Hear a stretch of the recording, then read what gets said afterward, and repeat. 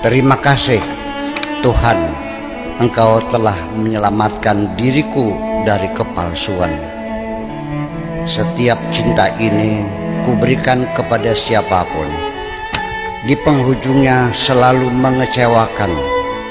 Selanjutnya tidak mungkin lagi kuberikan kepada siapapun, kecuali kepadamu saja, wahai Tuhan.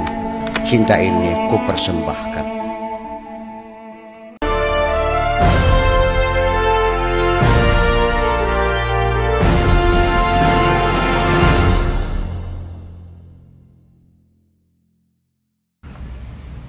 Shalom, salam damai sejahtera bagi kita semuanya. Apa kabar saudara-saudaraku? Berjumpa lagi dengan saya, Pastor Daud Timotius Tampu-Bolon, tentunya di channel God Ministry, channel kesayangan kita bersama.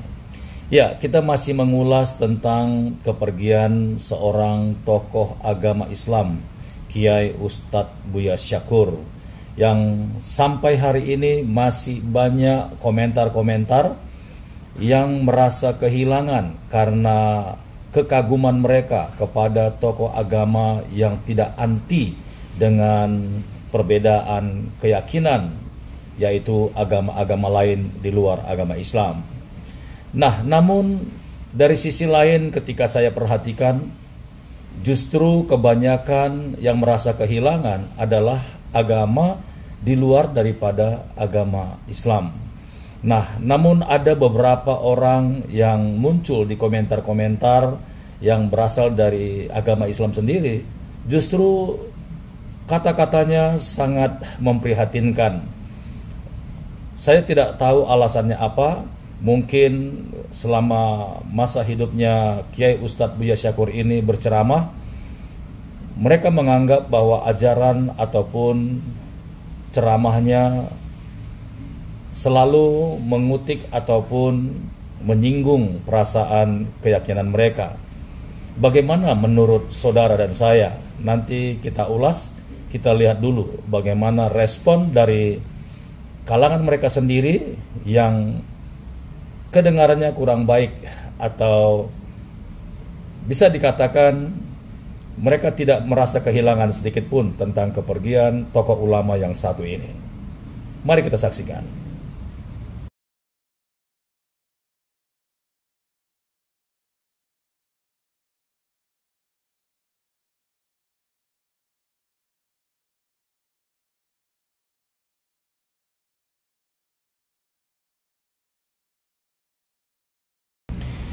Ya, kita telah melihat bagaimana saudara-saudara kita yang sekeyakinan, yang satu keyakinan dengan almarhum Bapak Kiai Ustadz Buya Syakur, ternyata mereka mencatat di kolom komentar mereka ada yang bisa dikatakan senang dengan kepergian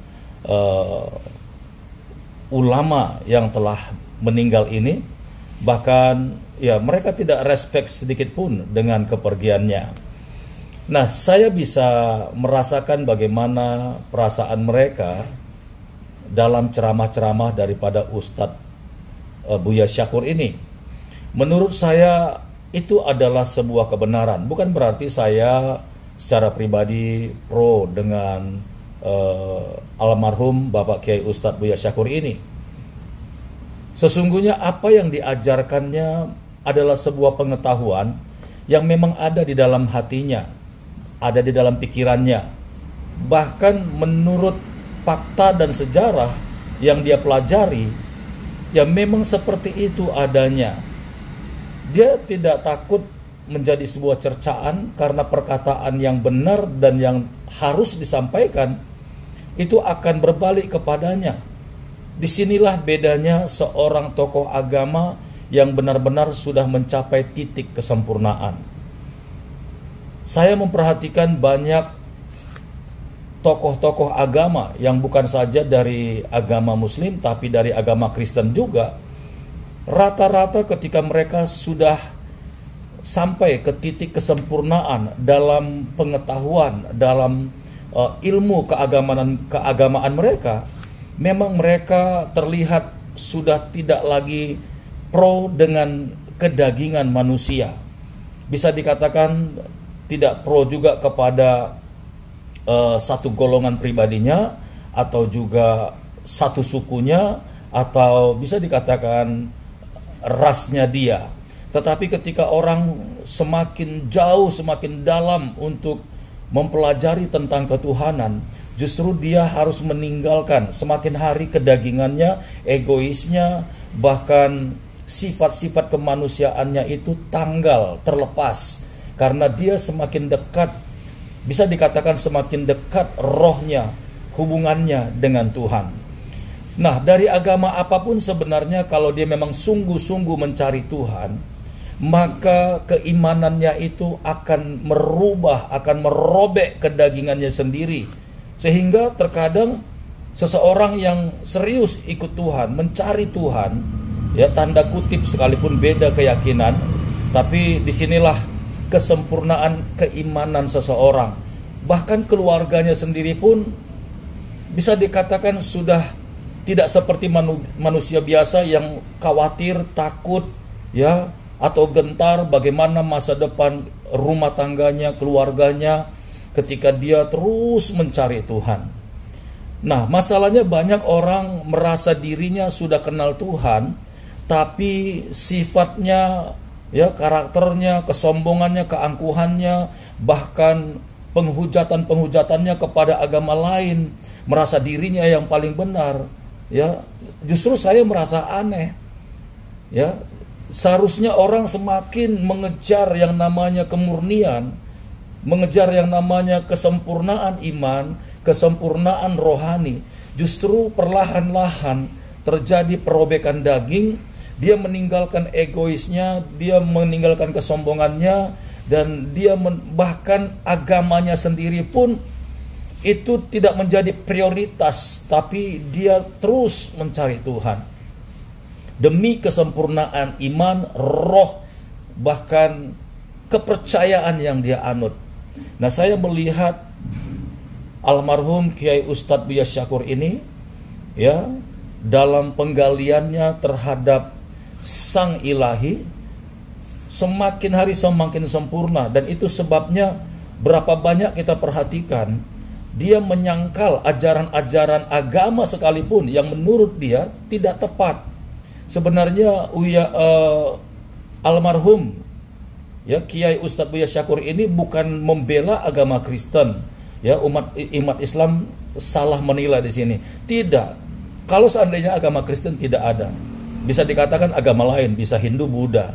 Dia tidak membela agama lain, tapi batinnya berbicara, hatinya berbicara, rohnya berbicara, bahwa apa yang dia sebutkan itu bukan sekedar pengetahuan yang dia baca, tetapi pengalaman-pengalaman rohani dia dengan Tuhan yang dia dapatkan dari ibadahnya, ketekunannya, ketaatannya. Itulah yang dia sampaikan. Ya, memang karena banyak umat Islam selalu mengkontradiktif dengan agama Kristen, sehingga dibandingkan semua ajaran, perkataan, bahkan ceramah daripada almarhum Kiai Ustadz Buya Syakur ini selalu pro dengan agama Kristen. Tidak, ya, sesungguhnya tidak.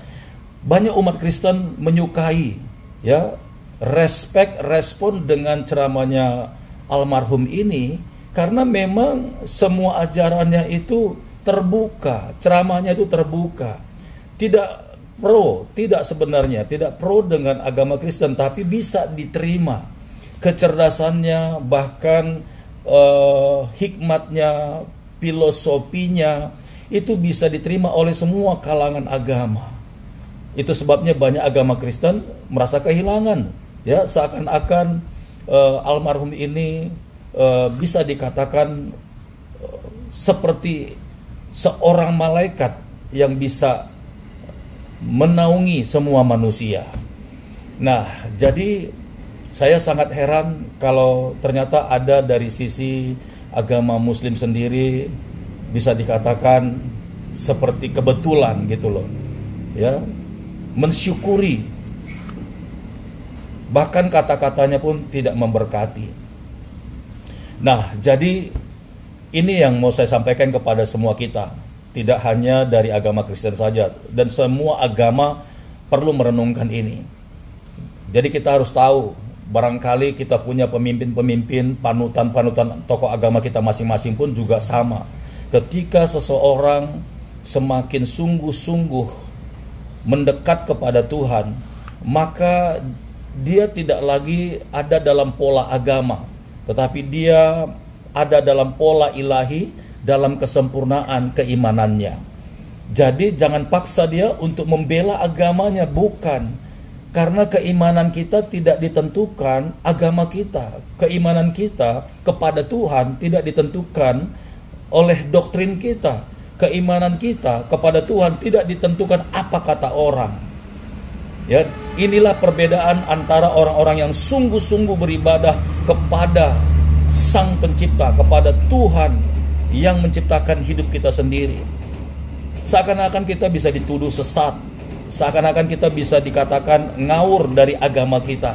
Padahal batin kita berbicara ketika kita mengikuti langkah demi langkah keimanan kita kepada Sang Pencipta atau kepada Tuhan. Justru di sanalah kesempurnaan hidup kita mulai terbentuk.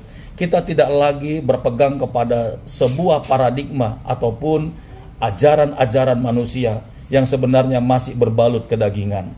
Tetapi kita semakin tulus untuk melepaskan raga ini, masuk ke dalam kesempurnaan roh dan batin seperti apa yang dikehendaki oleh Tuhan. Inilah iman yang sebenarnya.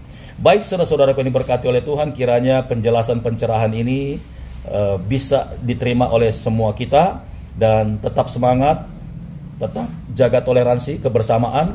Bukti seorang yang beragama adalah bisa mengasihi sesamanya. Bukti seorang yang punya agama dan beriman kepada Tuhan tidak sanggup menyakiti perasaan orang lain. Bukti bahwa seseorang itu takut akan Tuhan, dia semakin cross check, semakin memeriksa dirinya apakah dia berkenan atau tidak di hadapan Tuhan. Sampai jumpa di video berikutnya. Tuhan Yesus memberkati. Shalom.